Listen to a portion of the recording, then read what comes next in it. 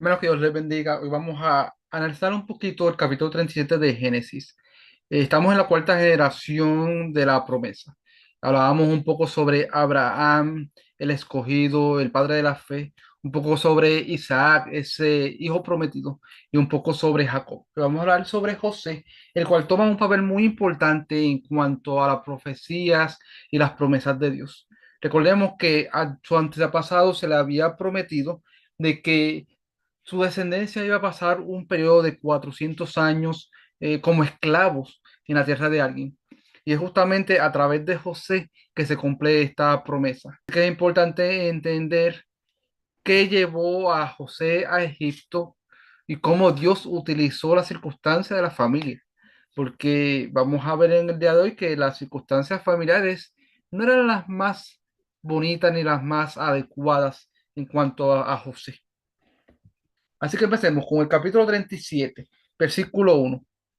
Y habitó Jacob en la tierra donde había morado su padre, en la tierra de Canaán. Esta es la historia de la familia de Jacob.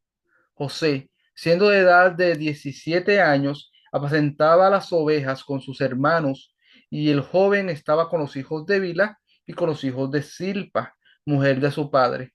E informaba José a su padre las malas famas de ellos.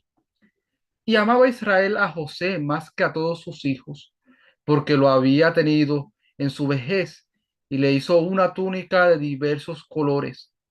Y viendo sus hermanos que su padre lo amaba más que a todos sus hermanos, le aborrecían y no podían hablarle pacíficamente. Soñó José un sueño y lo contó a sus hermanos, y ellos llegaron a aborrecerle más todavía. Y él les dijo: Oíd ahora este sueño que he soñado. He aquí, atábamos manojos en medio del campo, y he aquí que mis manojos se levantaba y estaba derecho, y que vuestros manojos estaban alrededor y se inclinaban al mío. Le respondieron sus hermanos: ¿Reinarás tú sobre nosotros o señorearás sobre nosotros? Y le aborrecieron aún más a causa de sus sueños y sus palabras. Soñó aún otro sueño y lo contó a sus hermanos, diciendo: He aquí que he soñado otro sueño, y he aquí que el sol y la luna y 11 estrellas se inclinaban a mí. Y lo contó a sus padres y a sus hermanos. Y su padre les reprendió y le dijo: ¿Qué sueño es este que soñaste? ¿Acaso vendremos yo y tu madre y tus hermanos a postrarnos en tierra ante ti? Y sus hermanos le tenían envidia, mas su padre meditaba en esto. Después fueron sus hermanos a apacentar las ovejas de su padre en Siquem. Y dijo Israel a José: Tus hermanos apacientan las ovejas en Siquem. Ven y te enviaré a ellos. Y él respondió: Heme aquí. E Israel le dijo: Ve ahora, mira cómo están tus hermanos y cómo están las ovejas, y tráeme la respuesta. Y lo envió del valle de Hebrón y llegó a Siquem. Y lo halló un hombre andando él errante por el campo, y le preguntó a aquel hombre diciendo: ¿Qué buscas? José respondió: Busco a mis hermanos, te ruego que me muestre dónde están apacentando. Aquel hombre respondió: Ya se han ido de aquí, y yo le oí decir: Vamos a Dotán. Entonces José fue tras de sus hermanos y los halló en Dotán. Cuando ellos lo vieron de lejos, antes que llegara cerca de ellos, conspiraron contra él para matarle. Y dijeron el uno al otro: He aquí viene el soñador. Ahora pues, venid y matémosle, y echémosle en una cisterna, y diremos: Alguna mala bestia lo devoró, y veremos qué será de sus sueños. Cuando Rubén oyó esto, lo libró de sus manos y dijo: No lo matemos. Y le dijo Rubén: No derraméis sangre, echadle en esta cisterna que está en el desierto, y no pongáis manos en él, por librarlo así de sus manos, para hacerlo volver a su padre. Sucedió pues que cuando llegó José a sus hermanos, ellos quitaron a José su túnica, la túnica de colores que tenía sobre sí, y le tomaron y le echaron en la cisterna, pero la cisterna estaba vacía, no había en ella agua. Y se sentaron a comer pan, y alzando los ojos miraron, y aquí una compañía de ismaelitas que venían de Galaad, y sus camellos traían aromas, bálsamos y mirras, e iban a llevarlo a Egipto. Entonces Judas dijo a su hermano: ¿qué provecho hay en que matemos a nuestro hermano y encubramos su muerte? Venid y vendámoslo a los ismaelitas, y no sean nuestras manos sobre él, porque él es nuestro hermano, nuestra propia carne. Y sus hermanos convinieron con él. Y cuando pasaban los medianitas, mercaderes, sacaron ellos a José de la cisterna y le trajeron arriba y le vendieron a los ismaelitas por 20 piezas de plata. Y llevaron a José a Egipto. Después Rubén volvió a la cisterna y no halló a José adentro, y se rasgó los vestidos y volvió a sus hermanos y dijo: el joven no aparece, y yo, ¿a dónde iré? Entonces tomaron ellos la túnica de José y degollaron un cabrito de las cabras y tiñeron las túnicas con la sangre, y enviaron las túnicas de colores y la trajeron a su padre y dijeron: esto hemos hallado. ¿Reconoces ahora si es la túnica de tu hijo o no? Y él le respondió y dijo: la túnica de mi hijo es. Alguna mala bestia lo devoró. José ha sido despedazado.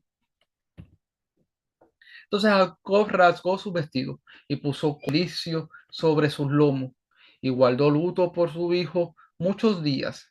Y se levantaron todos sus hijos y todas sus hijas para consolarlo, mas él no quiso recibir consuelo. Y dijo: descenderé enlutado a mi hijo hasta el Seol. Y lo lloró su padre. Y los madianitas lo vendieron en Egipto a Potifar, oficial de Faraón, capitán de la guardia. La historia de José empieza con ciertos factores en cuanto a la relación familiar. Recordemos primero que nada quién es José. José es el hijo de la mujer amada. Recordemos que la pobre Lea tiene 6 hijos, pero aún así Jacob como que medio no le hace caso, sino que todo su enfoque, todo su amor, toda su vida es Raquel, la, la que él quería desde el principio. Y cuando Raquel tuvo a José, José viene a ser el hijo preferido. Así que José, el hijo preferido, tiene del otro lado los otros 10 hermanos, los cuales son 6 de Lea, 2 de Bila y 2 de Silpa. Y vemos que la circunstancia familiar se complica aún más por el dato que tiene Jacob con su hijo José. En este trato, José siendo el favorito, Jacob no trata de esconderlo en ningún momento, sino que a lo contrario, le hace una túnica de colores. So, ya vemos esta cierta molestia de los hermanos creándose. Encima de eso, vemos que José le iba con el chisme a su padre cada vez que sus hermanos, especialmente con los que estaban más cerca, que eran los hijos de Bila y los hijos de Silpa, hacían algo malo. José iba corriendo a decírselo a su padre. So, ya tenemos dos cosas en contra de José: el favoritismo y que él era medio bochinchero, vamos a ponerlo desde el punto de vista. Encima de esto está el tercer factor: José el soñador. Ahora bien, tenemos que reconocer que los sueños de José no eran simplemente anhelos o deseos de que sus hermanos y de que sus padres se inclinaran a él, no, eran sueños proféticos. Así que vemos desde este momento Dios trabajando en la vida de José, pero sus hermanos no sabían esto, no entendían esto. Para sus hermanos simplemente este tiene pensamiento de grandeza. ¿Acaso tú eres mejor que nosotros? So, ya vemos toda esta circunstancia yendo empeorando la relación entre hermanos hasta que tienen una oportunidad. llega a José cerca de donde están todos sus hermanos reunidos y allá los hermanos empiezan a hablar. Así que los 10 hermanos mayores están ellos ahora discutiendo qué vamos a hacer con José. Y se levanta uno y dice, vamos a matarlo y ya, a ver dónde quedan sus sueños, a ver su grandeza, dónde queda. Por un segundo estuvieron de acuerdo, pero se tuvo que levantar uno de los hermanos, el cual fue Rubén. Y es interesante porque Rubén era el hermano mayor. Y esto entonces nos ayuda a entender su reacción cuando no encuentra a José. Se levantan los hermanos y Rubén intercede. No matemos al muchachito, mejor vamos, tirémonos en la cisterna y después vemos qué hacemos con él. La intención de Rubén era rescatarlo y llevarlo sano y salvo a donde su padre. Como el hermano mayor, él sentía esa responsabilidad sobre José, no dejar que los demás le hicieran daño. Así que aparentemente Rubén se aparta de la cisterna y mientras se aparta de la cisterna, se ve a lo lejos una caravana de mercaderes. Y se le ocurre entonces a Judá, el segundo que trata de salvar a José, y le dice a sus hermanos, no lo matemos, porque en vez de matarlo, mejor no lo vendemos. Así que es así como venden a José. Ahora bien, como le mencioné hace unos minutos atrás, Rubén el mayor se sentía responsable. Así que cuando regresa a la cisterna y encuentra la cisterna vacía, se preocupa. Esto nos ayuda a entender entonces por qué las palabras que dice y la reacción que tuvo. ¿Y ahora dónde iré? Rubén sentía la responsabilidad de que él tenía que cuidar por José. ¿Cómo iba yo ahora a enfrentar a mi padre cuando permití que le pasara algo a José? Así que nuevamente, pensando en una solución, se le ocurre la idea de matar a un animal, cubrir el manto de José con sangre y llevárselo a su padre. Cuando Jacob se encuentra a esta circunstancia, donde él piensa que su hijo amado, el hijo de Raquel, había muerto, el hijo preferido, había muerto, entra en una tristeza, en un dolor, en una depresión que, aunque sus hijos trataron de que él saliera de ella, no salió de ella, sino que estaba dolorido hasta la muerte, según lo estaba explicando él. Hasta que llegue el día de mi muerte, voy a estar yo llorando a este hijo perdido. Y así fue como vendieron a José. Más adelante, pues vamos a hablar un poquito más sobre su estadía en Egipto. Creo que casi todos sabemos la historia de José, pero hay estos pequeños detalles que nos ayudan a entender cómo las cosas fueron cayendo en su lugar hasta poder entender que ese José soñador que fue escogido por Dios, ya lo sabemos desde ahora porque Dios le da sueño. Después va a ser escogido con Dios para que salva a Egipto, para que traiga al pueblo de Israel a Egipto.